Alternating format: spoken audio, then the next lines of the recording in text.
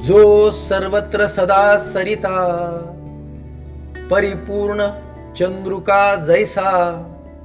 माऊली महावैष्णव श्री संत ज्ञानेश्वर महाराजांच्या ज्ञानेश्वरी मधील ओवीचं आपण निरूपण करणार आहोत. अर्जुन अतिशय प्रज्ञावंत, गुणवंत, नीतिवंत, बुद्धिवंत, कीर्तिवंत, लढवय्या होताच होता. शिवाय तो श्रीकृष्णासारख्या श्रेष्ठ तत्वज्ञानी पुरुषाचा भक्त होता. गीता ऐकण्याची त्याची पूर्व पुण्याई तर होतीच होती, शिवाय योग्यताही होती. म्हणूनच आयुष्यात संगतीला, मैत्रीला अनन्यसाधारण असं महत्व आहे. आपला परिसर, आई वडील, समाज, आचार विचार सदैव श्रेष्ठतमतेकडे जाण्यासाठी त्या योग्यतेचा सहवास महत्वाचा ठरतो. श्रीकृष्णाने गीता सांगितली आणि अर्जुनाने नुसती ऐकली असं झालं नाही.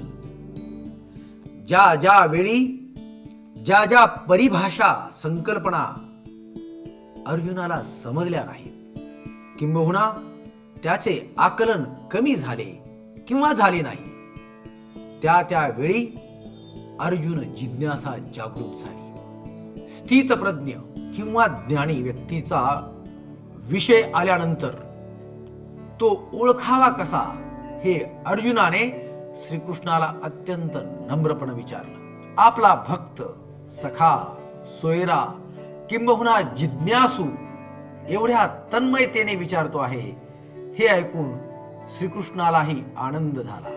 गुरु विद्यार्थी यांच्यामध्ये कसा संवाद असावा याचं हे साक्षात स्वरूप आहे. स्थितप्रज्ञ कसा असतो, त्याची वैशिष्ट्ये काय? 1. त्याचं अंतःकरण सदैव तृप्त असतं, तो विषय सुखापासून अलिप्त राहतो. 3. संसार, प्रपंच, दैनंदिन जीवनातील दुःख प्राप्त झाले तरीही त्याचे चित्त तीळमात्र ढळत नाही किंवा जो दुःखी होत नाही किंवा सुखप्राप्तीनंतर जो हुरळून जात नाही. 4. काम क्रोध विरहित जो जीवन जगतो. 5. ज्याला कोणत्याही प्रकारचे भय स्पर्श करत नाही. 6. जो उपाधीला चिटकून राहत नाही. 7. अखंड जीवमात्राला जो समत्वतेच्या भावनेतून पाहतो. 8. जो सदैव प्रेमाने ओतप्रोत भरलेला असतो, दयाळू, स्नेहाळू, करुणामय, आनंदी असतो. या सर्व गुणांना जो धारण करतो तो स्थितप्रज्ञ. ज्याप्रमाणे शिल्पकार शिल्प साकार करताना किंवा हिऱ्याला पैलू पाडत असताना कौशल्यपणाला लावावे लागणार आहे, त्याप्रमाणे जीवनाला यथार्थ रूप देण्यासाठी किंवा प्रज्ञावंत होण्यासाठी वरील गुणांना आत्मसात करावे लागणार आहे.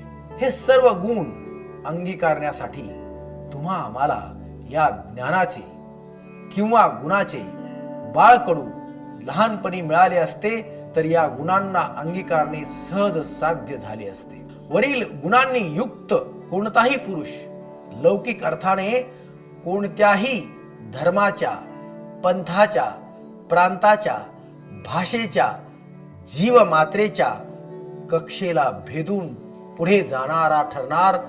हे त्रिवार सत्य सत्य सत्य. ज्याप्रमाणे विजेचा दिवा बटन दाबताक्षणी चालू होणार आहे, त्याप्रमाणे वरील गुणांची बटणे दाबली किंबहुना वरील गुणांना अंगीकारणारा कोणताही जीव ज्ञानाने प्रकाशमान होणारच आहे. वरील 8 सद्गुणापैकी पहिलं लक्षण आहे अंतःकरणाची सदैव तृप्तता.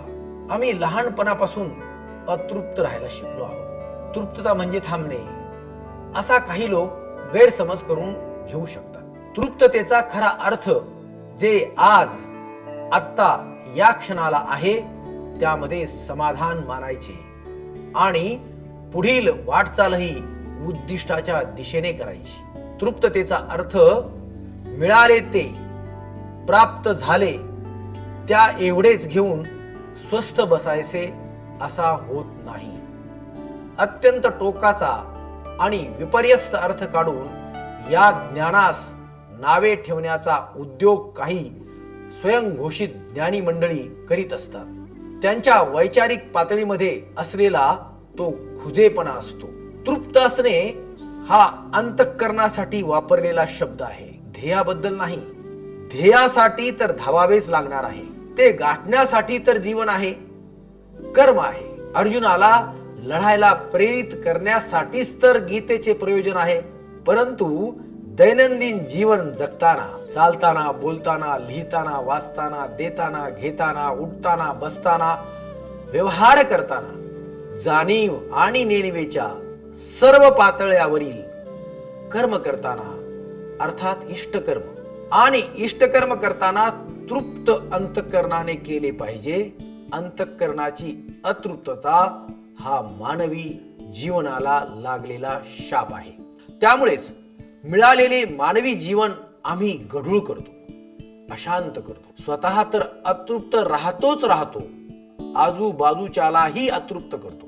तृप्ततेमध्ये भरलेपणा असतो, समाधान असतं, आनंद असतो. तृप्तता ही सर्वांग सुंदर असते.